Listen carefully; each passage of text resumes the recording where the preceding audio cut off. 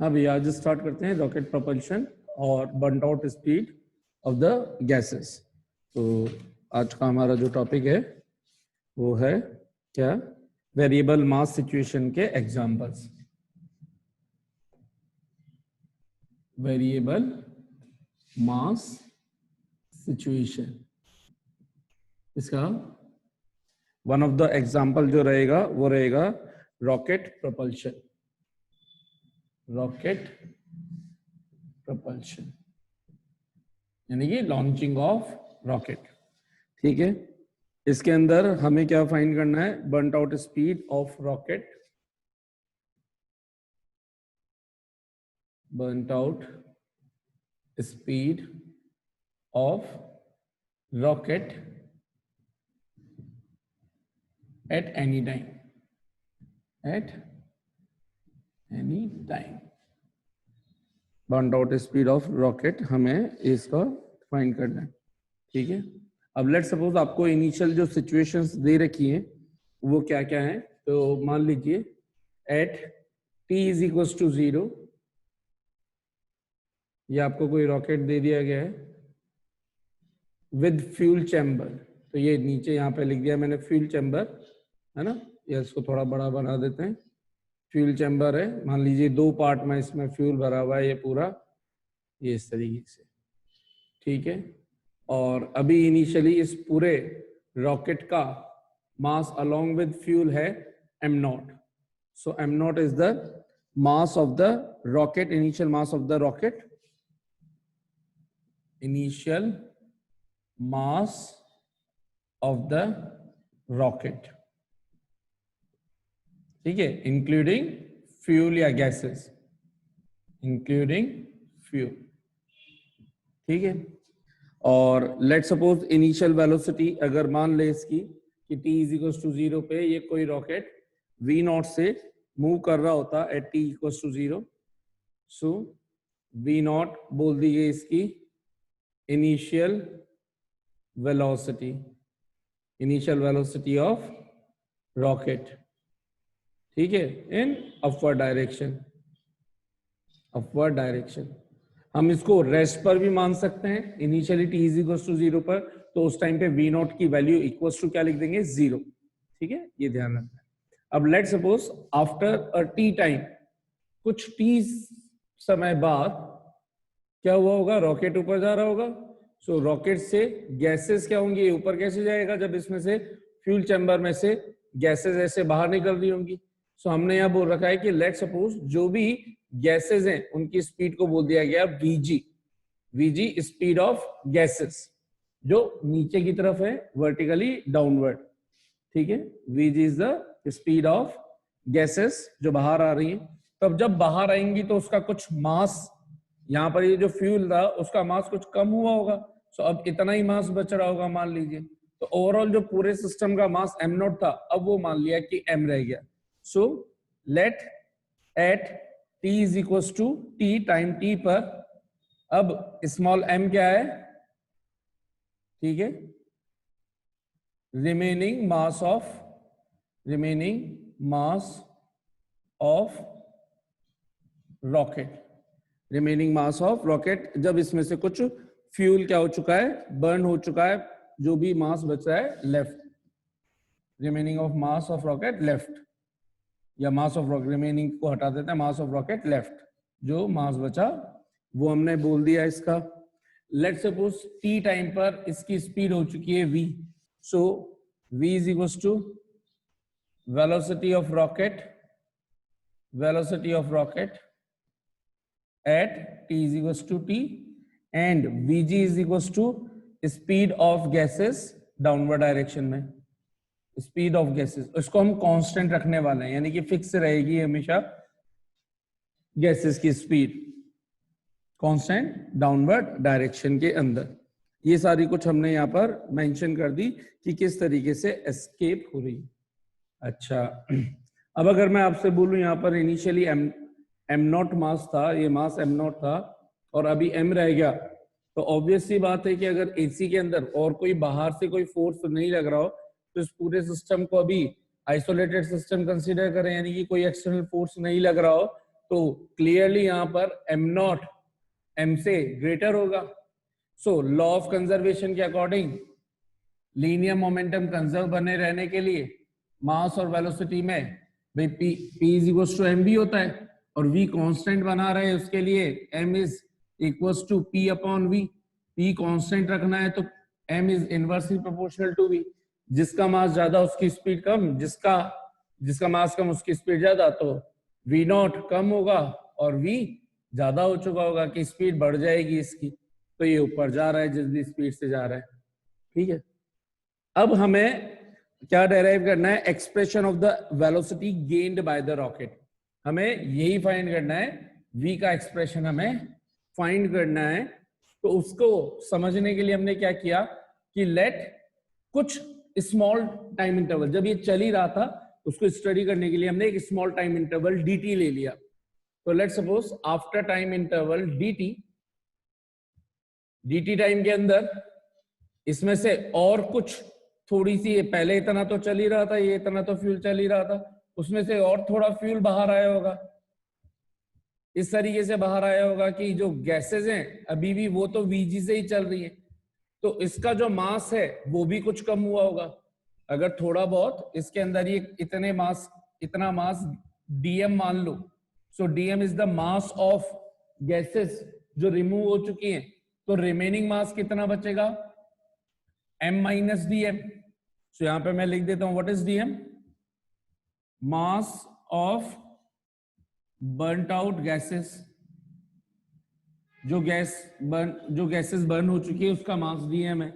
तो m minus dm क्या बच रहा है, m minus dm mass of rocket left after t plus dt timing के अंदर। यहां पे t इज इक्वल टू 0 से काउंट कर रहे हैं तो t प्लस dt, ये टाइम हो गया हमारा t plus dt time interval के अंदर।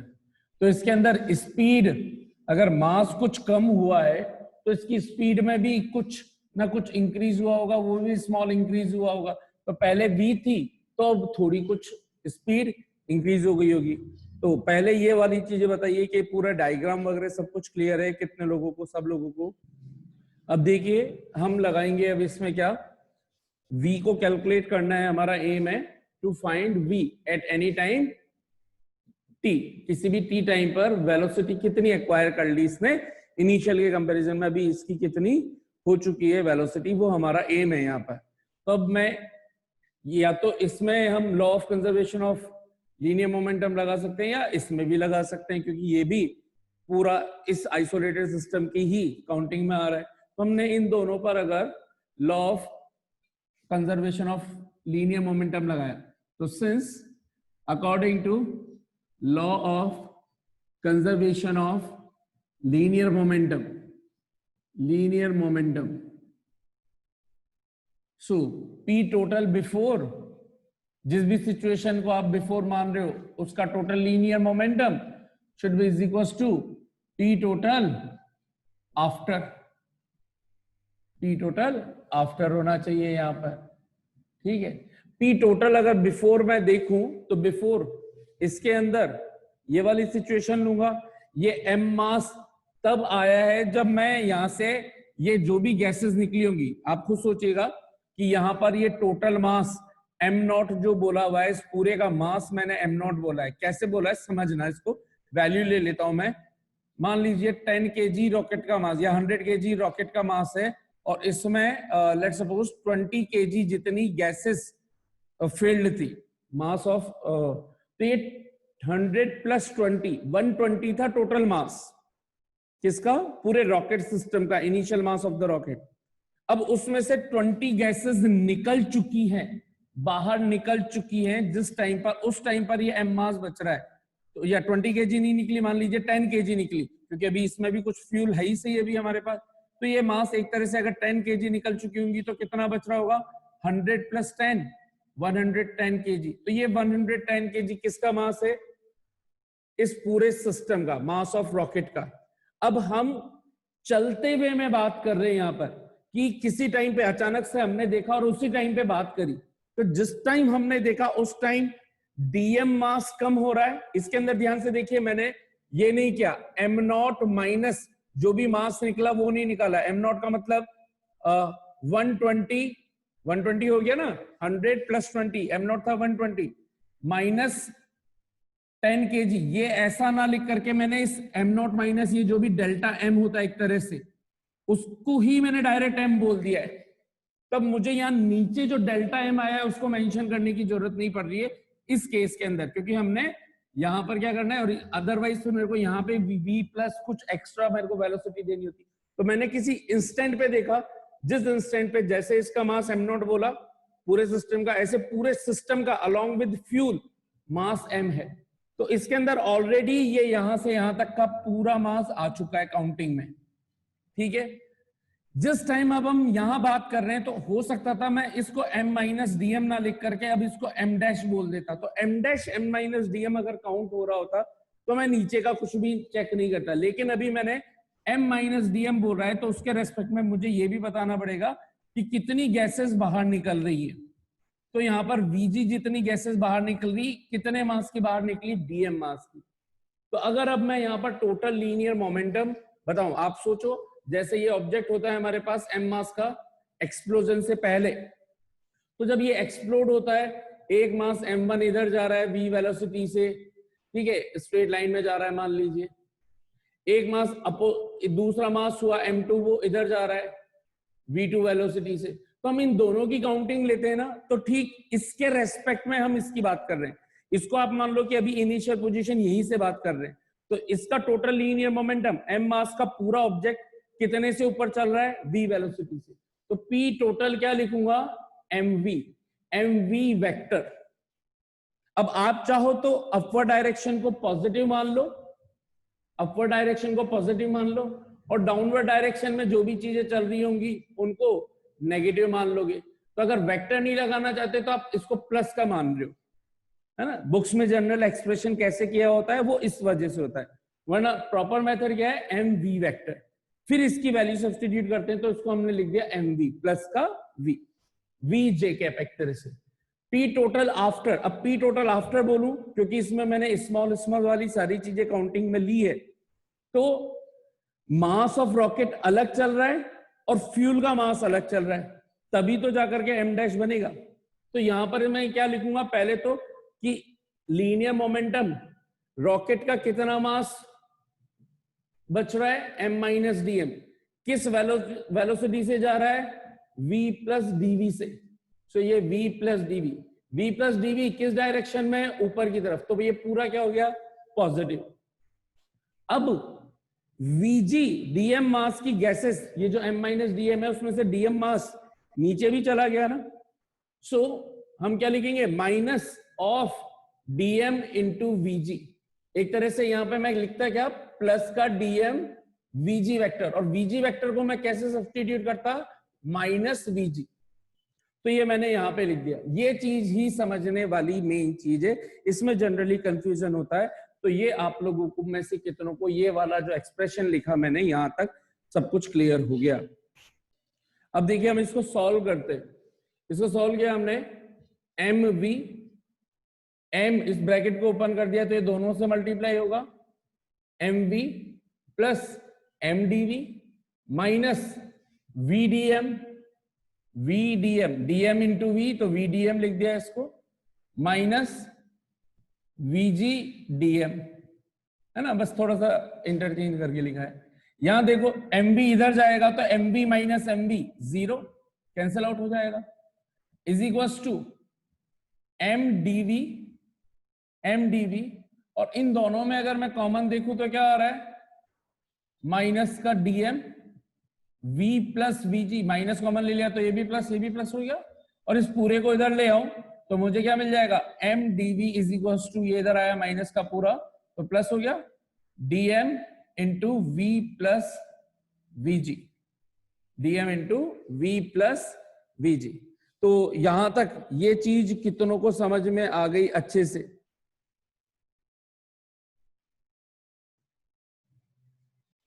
तो इसके अंदर एक चीज और, एक एक्सप्रेशन ये भी तो लिखना है, dm का मल्टीप्लीकेशन इससे भी होगा, तो इसको क्या लिखूंगा, minus vdm minus v d m तो कर दिया था मैंने, ये डायरेक्ट ये लिख दिया। फिर उसके बाद एक एक्सप्रेशन क्या छूट गया, डीएम की वैल्यू डीवी से, सो माइनस डीएम डीवी, और फिर आएगा minus v g d m, minus v g d m.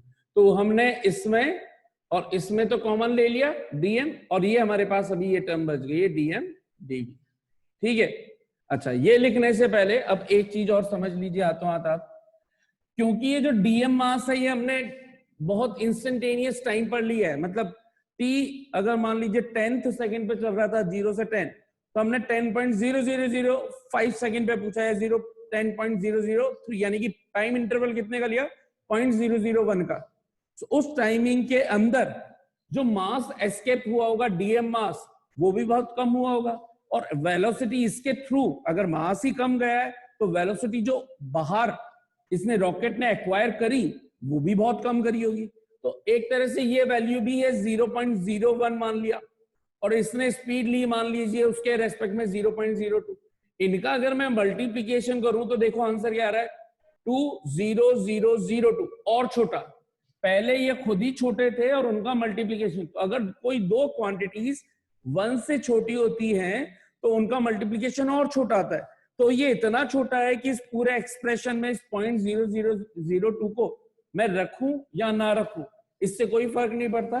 तो ये बेसिकली होगा क्या, ये टर्मिनोलॉजी को हम नेग्लिजिबल, बहुत छोटा मान करके, जीरो मान के इसको छोड़ सकते हैं। तो हमें एक्सप्रेशन अल्टीमेटली वापस से वही मिलेगा, d m v plus v g, v plus v g, और इसको इक्वेशन नंबर दे दी हमने 1, इक्वेशन नंबर 1 दे दी हमने। अब अगर मैं आपसे पूछूं यहां पर कि इफ, अगर मैं एक टर्म डिफाइन करूं, इफ u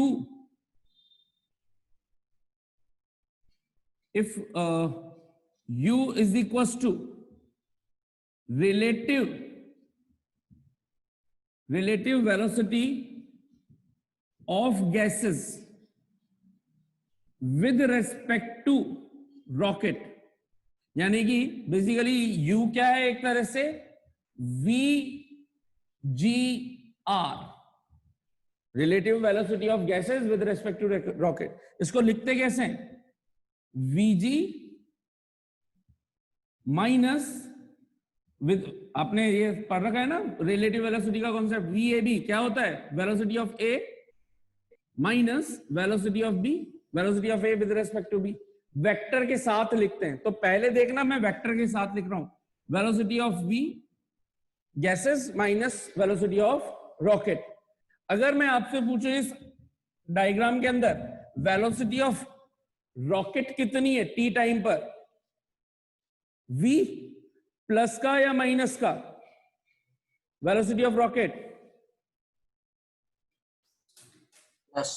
प्लस, तो ये तो हो जाएगा यहां पर प्लस का V, माइनस फॉर्मूले का, और VR की वैल्यू प्लस का V। VG की वैल्यू क्या है, VG वेक्टर माइनस VG लिखूं या प्लस VG लिखूं, माइनस VG, माइनस, तो ये हो गया माइनस VG। तो देखो मैं वेक्टर हटा रहा हूं तो अपने आप मुझे वैल्यू विद डायरेक्शन दोनों चीज लिखनी पड़ती, तो minus VG minus V, minus common आ गया तो क्या मैं माइनस VG प्लस V लिख सकता हूं। ये हमारा क्या बन गया, U या VGR, आपको जो पसंद हो उसमें से। या फिर यहां से अगर मैं देखूं VG प्लस V की वैल्यू, क्या मैं माइनस U लिख सकता हूं, माइनस इधर ट्रांसफर कर दूं तो, और इसको बोल दूं इक्वेशन नंबर 2। ध्यान से देखो इक्वेशन 1 और 2 में, इसका मतलब V प्लस VG क्या बोला जा रहा है, एक तरह से ये V प्लस VG क्या है, VGR, negative of relative velocity of gases with respect to rocket, by 2 into 1 if I'll be substituting this value। ठीक है, थोड़ा सा पोर्शन मुझे रब करना पड़ेगा, है ना।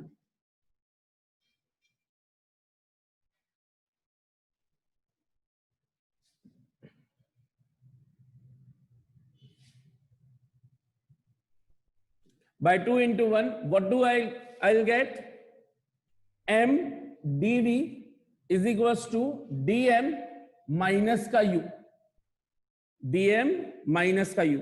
क्योंकि जब भी हम किसी चीज की किसी के रेस्पेक्ट में वेलोसिटी निकालते हैं तो एक तरह से वो कांस्टेंट हो चुकी होती है। जैसे मान लीजिए कि एक कार आ रही है इधर से 10 मीटर पर सेकंड से, इधर से एक कार आ रही है मान लीजिए 20 मीटर पर सेकंड से। तो अगर ये वाला ऑब्जेक्ट ये इधर जा रहा है 20 मीटर पर सेकंड से, ये 10, इसमें ऑब्जर्वर बैठा दूं, यानी कि इसके रेस्पेक्ट में इसकी वेलोसिटी पूछूं तो 30 हो जाएगी। ठीक है, ए की वेलोसिटी इसके रेस्पेक्ट में, सो 10 माइनस -20, या फिर इसको अगर हम इसके रेस्पेक्ट में पूछ लें तो इसके रेस्पेक्ट में इसकी वेलोसिटी पूछूं तो ये 10 मीटर पर सेकंड से चल रहा है, ये ऑब्जर्वर हो गया, विद रेस्पेक्ट टू दिस निकाल रहे हैं।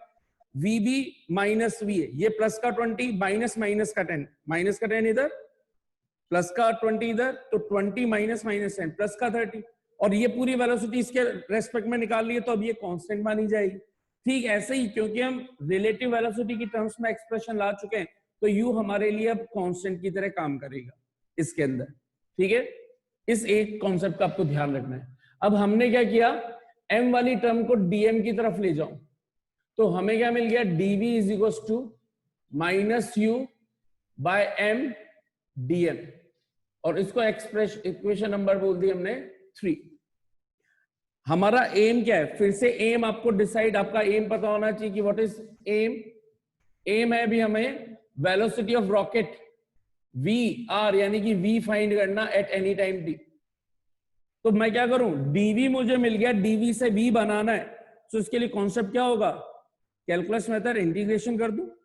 dv का अगर मैं जैसे dx होता उसका इंटीग्रेशन कर दूंगा तो x मिल जाएगा, ऐसे dv का इंटीग्रेशन कर दूंगा तो v मिल जाएगा।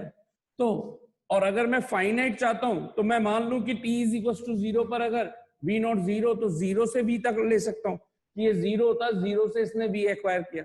और अगर आप इसको v नॉट ही रखना चाहते हो तो v नॉट से इसकी स्पीड v हो गई। तो हमने क्या किया, बाय इंटीग्रेटिंग बोथ साइड, ठीक है, विद इन द लिमिट्स, इसके लिए विद इन द लिमिट्स, जो भी इनकी रेस्पेक्टिव लिमिट है, with in their respective limits. Respective limits कैसे लिखेंगे, dv की लिमिट होगी कहां से कहां तक, initial speed v not, final speed इसने कहां एक्वायर करी है, यहां पर, फाइनल स्पीड कितनी है v, dv is equal to initial speed पर, ये किसके रेस्पेक्ट में हो रहा है ध्यान से देखना, minus u by m dm। तो यहां पे लिमिट किसकी आएगी, dm, जो वेरिएबल होता है उसकी लिमिट सब्स्टिट्यूट करते हैं। वेरिएबल कैसे, d के साथ जो चीज लिखी हुई है वो वेरिएबल है, यहाँ पे d के साथ v है तो वेलोसिटी की लिमिट सब्स्टिट्यूट करनी थी। यहाँ dm में m इज द, d के साथ है तो m विल बी वेरिएबल, है ना, वेरिएबल मास कर ही रहे, तो m की इनिशियल स्पीड, इनिशियल से फाइनल लिखी हमने इन दोनों सिचुएशन के अकॉर्डिंग, फर्स्ट और सेकंड के अकॉर्डिंग। तो इनिशियल लिमिट कितनी थी, m नॉट, ये लगा दी m नॉट। फाइनल लिमिट कितनी है, हमने बोल दिया m है, फाइनली m बच रहा है m। अब यहाँ पे u कांस्टेंट है और माइनस u, ये इंटीग्रेशन से बाहर आ जाएगा। ठीक वैसे जैसे डिफरेंशिएशन में कांस्टेंट क्वांटिटीज बाहर आती है, वैसे के वैसे ही इंटीग्रेशन में भी कांस्टेंट क्वांटिटीज बाहर आ जाती है। हमें क्या मिला, इसको सॉल्व कर दूं तो जैसे भी मैंने बोला कि ds का इंटीग्रेशन x होता तो dv का इंटीग्रेशन कितना हो गया v, लेकिन इसकी लिमिट क्या रहेगी, v नॉट से v, this is upper limit, this is lower limit, is equal to minus u integration of 1 by m। m ध्यान से देखिए, m वेरिएबल है तो ये m बाहर नहीं आ सकता है, m के रेस्पेक्ट में ही तो कर रहे हैं, तो ये m तो इंटीग्रेशन में ही बना रहेगा, u कांस्टेंट है तो वो बाहर आया माइनस के साथ dm, और ये बना m नॉट टू m। ध्यान से देखिए, आप लोगों को पता होगा integration of 1 by x dx कितना होता है, log x to the base e, log x to the base e। तो 1 अपॉन m का dm के रेस्पेक्ट में इंटीग्रेशन कितना हो जाएगा, log m to the base e, या ln m भी लिख सकते हैं इसको, नेचुरल लॉग ln x जैसे लिखते हैं। लिमिट क्या हो जाएगी, m नॉट से m। इधर क्या हो गया, फॉर्मूले में कैसे सब्स्टिट्यूट करते हैं, जो अंदर लिखा हुआ है वेरिएबल उसमें अपर लिमिट माइनस लोअर लिमिट, तो ये क्या बन गया, v माइनस v नॉट, पहले अपर लिमिट v, फॉर्मूले का माइनस, फिर v की जगह v naught lower limit, v minus v naught is equal to minus u। इसमें भी अब वैसे ही upper limit minus lower limit substitute करूं तो मुझे क्या मिल रहा है, v minus v naught is equal to minus u log upper limit m minus log m naught, base e चल रहा है बाय डिफॉल्ट। ठीक है, इस माइनस को मैं अगर अंदर भेज दूं तो ये वाला इंटरचेंज हो जाएगा। तो ध्यान से देखना, यही कर देता हूं, एक स्टेप बचा रहा हूं मैं। m नॉट इधर आ जाएगा और इधर m हो जाएगा। समझ में आ गया होगा, या चलो अलग ही कर देता हूं आप लोगों के लिए। नेक्स्ट स्टेप में कर देता हूं, v minus v naught is equal to, minus sign अंदर भेजा तो माइनस वाली क्वांटिटी तो हो गई प्लस, जो प्लस वाली क्वांटिटी थी वो हो गई minus, log m naught minus log m। अच्छा, अब लॉग की प्रॉपर्टी याद कीजिए। लॉग की प्रॉपर्टी होती है क्या, यहां पे लिख रहा हूं लॉग की property, log m minus log n, इसको कैसे लिखते हैं, लॉग m अपॉन n, और log m plus log n, log m into n।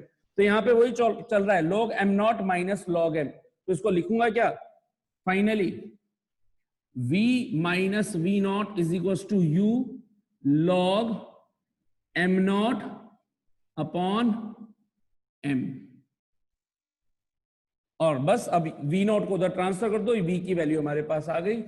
कहां पे लिखूं, यहां पे लिखता हूं ऊपर, क्योंकि अब जगह मेरे पास बची नहीं है। सो फाइनल एक्सप्रेशन क्या है हमारे पास, यहां से v नॉट को उधर ट्रांसफर कर दूं तो v is equal to v naught plus u log m naught upon m to the base e। This is the final expression of velocity of rocket acquired at any time t।